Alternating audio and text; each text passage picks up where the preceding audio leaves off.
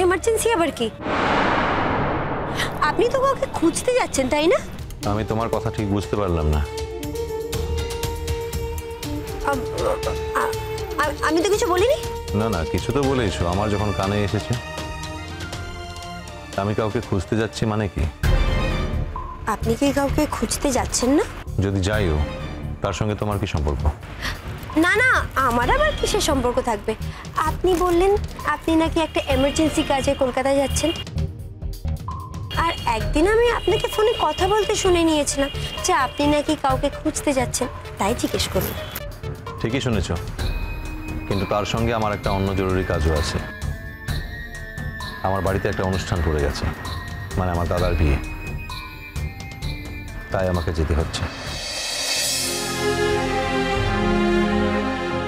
Mister Sen. Yes sir. এদিকে একটু নজর রাখবেন, যে কোনো ইমার্জেন্সিতে আমাকে ফোন করবেন, কেমন?